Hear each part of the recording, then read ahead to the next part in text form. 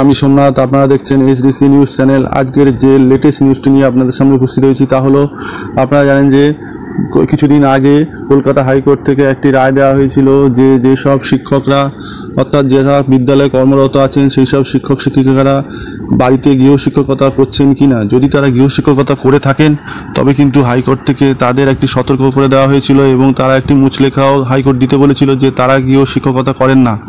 সেক্ষেত্রে অনেক শিক্ষক শিক্ষিকারা কিন্তু সেই মুচলেখাটিকে জমা দিয়েছিলেন এবং সেটি ডিএ অফিসে জমা দেওয়া হয়েছে। কিন্তু এই গত দুদিন আগে কলকাতা হাইকোর্টে সেই বিচারটি উঠেছিল, অর্থাৎ যে গৃহ শিক্ষক সংগঠনটি থেকে কলকাতা হাইকোর্টে আবার সেই বিচারটি তোলা হয়েছিল। সেখানে প্রাইভেট টিউটর্স ওয়েলফেয়ার অ্যাসোসিয়েশন সেই মামলাটি করেছিল। সেই মামলায় প্রধান বিচারপতি টি.এস. শিবগামন এবং বিচারপতি হিরণময় ভট্টাচার্যের ডিভিশন বেঞ্চে কিন্তু সেই সব বিধি বহির্ভূতভাবে এখনও যারা গৃহশিক্ষকতা করছেন তাদের কিন্তু সেই বিচারটি উঠেছে।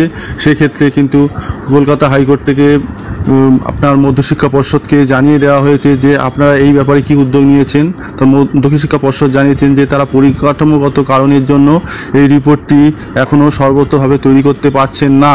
সেই ক্ষেত্রে হাইকোর্ট কিন্তু মধ্যশিক্ষা পর্ষদকে বলেছে আপনারা একটি কমিটি গঠন করুন। সেই কমিটি 8 সপ্তাহের মধ্যে কিন্তু তাদের রিপোর্ট এই কলকাতা ডিভিশন বেঞ্চে পেশ করবে যে কারা এখনও গৃহশিক্ষকতা চালিয়ে চলেছেন।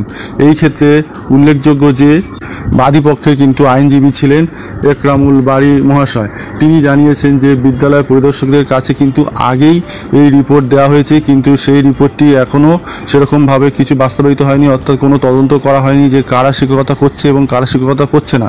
শুধুমাত্র রিপোর্টটি কিন্তু ডিএ অফিসে জমা পড়ে রয়েছে।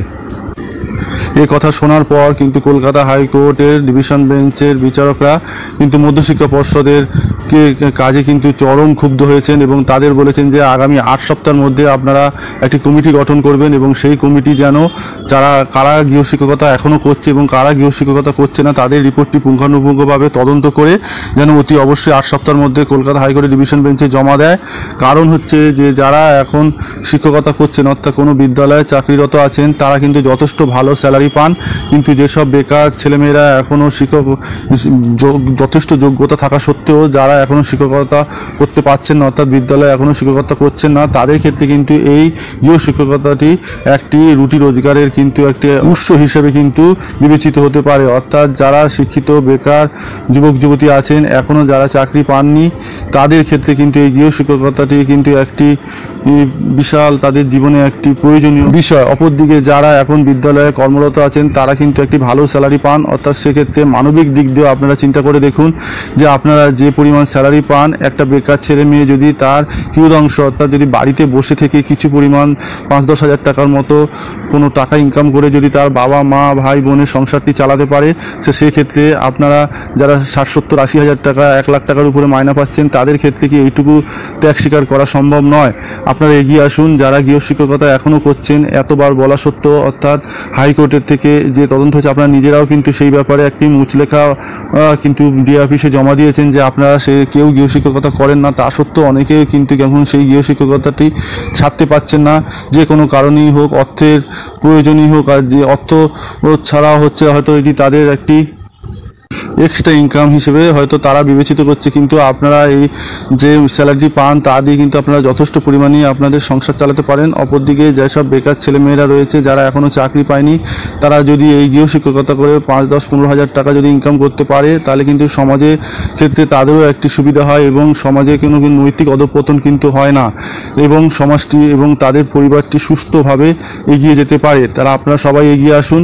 হাইকোর্টের রায়কে মান্যতা দিয়ে মধ্যশিক্ষা পর্ষদও কিন্তু আপনাদের কাছে বারবার এই রিপোর্ট চেয়েছে, আপনারা সেই রিপোর্টটি জমা দিয়েছেন। এর পরবর্তীতে যদি আপনারা প্রমাণিত হয়ে যান যে এখনও আপনারা বাড়িতে বসে হয়তো লুকিয়ে গৃহশিক্ষকতা করছেন সেক্ষেত্রে কিন্তু আপনাদের সামনে একটি খাড়া কিন্তু নেমে আসবে। তখন হাইকোর্ট থেকে যে রায় দেবে তা কিন্তু আপনাদের মেনে নিতে হবে এবং সেক্ষেত্রে একটি কঠোর সিদ্ধান্তও কিন্তু হাইকোর্ট নিতে পারে বলে আমরা শুনতে পাচ্ছি। অতএব আপনারা সবাই সচেতন হন এবং যারা সরকারি বিদ্যালয়ে এখনও কর্মরত আছেন অর্থাৎ যারা একটি ভালো অঙ্কের স্যালারি পান তারা কিন্তু গৃহশিক্ষকতা দয়া করে করবেন না। যারা বেকার যুবক যুবতী আছেন তাদের জন্য এই কিছুটা অংশ অন্তত আপনারা ছেড়ে দিন। আপনারা কি বলেন? আপনাদের মূল্যবান মতামত অবশ্যই কমেন্ট বক্সে কমেন্ট করে জানাবেন। সবাই ভালো থাকবেন, ধন্যবাদ।